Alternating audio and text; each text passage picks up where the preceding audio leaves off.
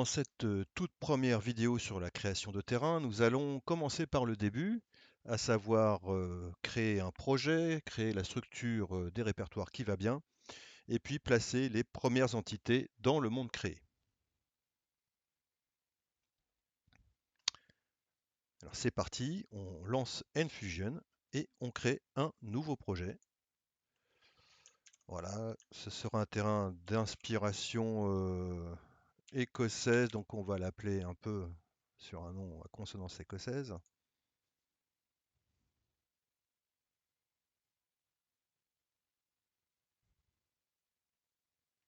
Voilà, nous sommes dans l'atelier Enfusion et nous avons créé donc le dossier Fairish hein, pour notre terrain. La première étape consiste donc à créer les répertoires qui vont bien pour pouvoir organiser notre dossier de façon correcte, notre projet de façon correcte. Alors, on a besoin pour le moment, en tout cas, d'assez peu de choses. Allons dans notre explorateur de fichiers. Nous allons dans notre répertoire Documents My Games Armory Forger, Add-on, et nous avons ici le répertoire qui a été créé avec voilà, le fichier du projet. Nous allons créer tout de suite un premier répertoire pour stocker le monde. Ce répertoire s'appelle Worlds. Et puis un second répertoire pour stocker toutes les informations concernant le terrain lui-même. On aura plein de choses à mettre là, vous verrez, ce sera utile pour la suite.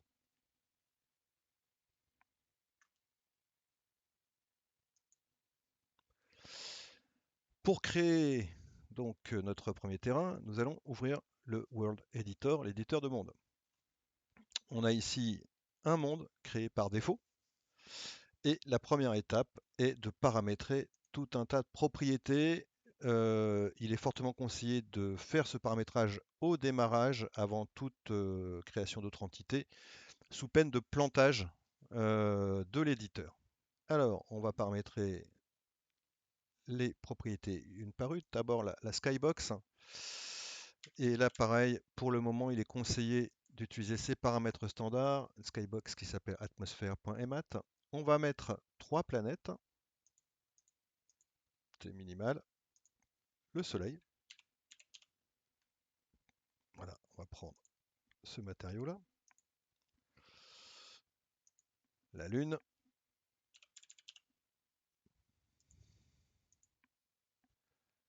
les étoiles,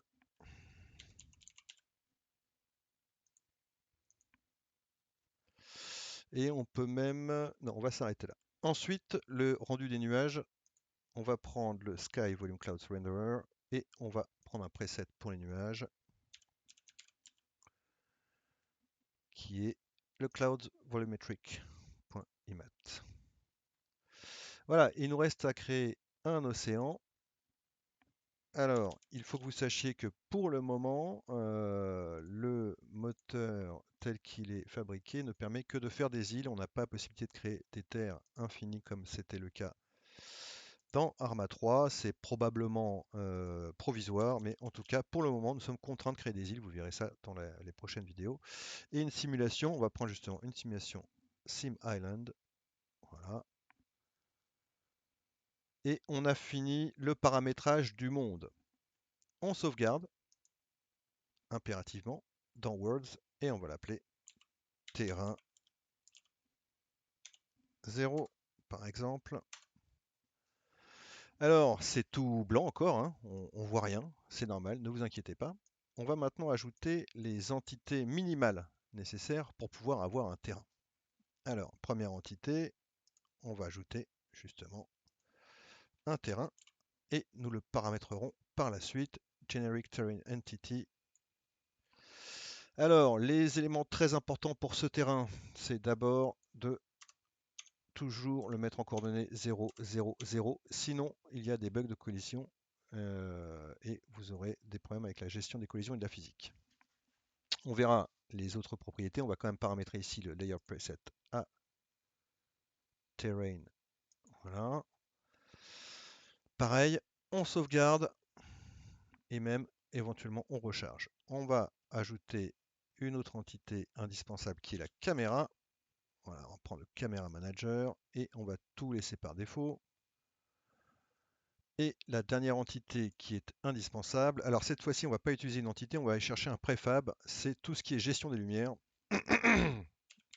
Et comme ce composant, enfin cette entité a plein de composants qui sont un peu fastidieux à paramétrer, on va partir sur un préfab qui est déjà fourni, qui est Main Lighting. Et voilà, par magie, tout s'éclaire. On a des nuages, on a le soleil, on a un océan et on a tous nos effets. Alors ce préfab, il est assez compliqué, il met tous les effets de post-traitement, des effets de nuages. On y reviendra plus tard. Voilà, il nous reste maintenant à créer effectivement notre terrain. Alors on a ici, on va renommer d'ailleurs cette entité en terrain, ce sera plus simple. Et pour aller créer un terrain, il faut ici, sur l'entité, dans la fenêtre des propriétés de l'objet, cliquer Create New Terrain.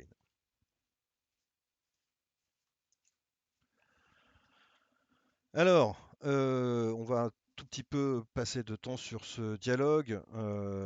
Sachez qu'ici, nous avons donc Grid Cell Size en mètres qui va déterminer en fait la taille réelle de votre terrain. Effectivement, si vous avez ici une grille à 2 mètres, alors ça détermine la taille et la résolution du terrain, et qu'on prend un terrain par exemple de 512 pixels sur 512 pixels, vous voyez qu'ici en dessous, c'est écrit 512 par 512 avec une grille de 2, ça nous donne un terrain d'1 km carré.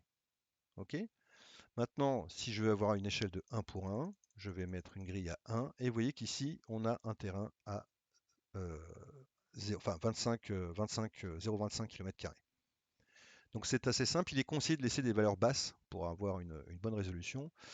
Pareil pour commencer, commençons avec plutôt des terrains de taille raisonnable parce que d'abord c'est gourmand en mémoire et ensuite vous allez voir que créer un terrain c'est quand même du travail, un travail assez conséquent. Donc partons plutôt sur cette première option qui est 1024 par 1024 pixels avec une résolution de 1, d'une grid cell size de 1. C'est parti. Et voilà, nous avons notre terrain, un beau, un beau. Alors c'est pas un rectangle en fait parce c'est un volume, donc il peut être déformé.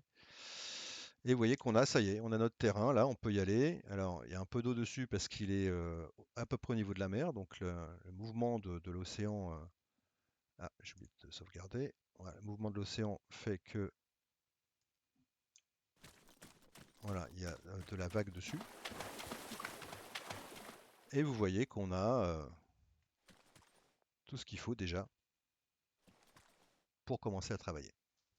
Voilà, on s'arrête là pour cette toute première vidéo. La suite dans la prochaine pour sculpter, enfin en tout cas mettre du relief sur sur ce pavé qui n'est pas très intéressant vu comme ça.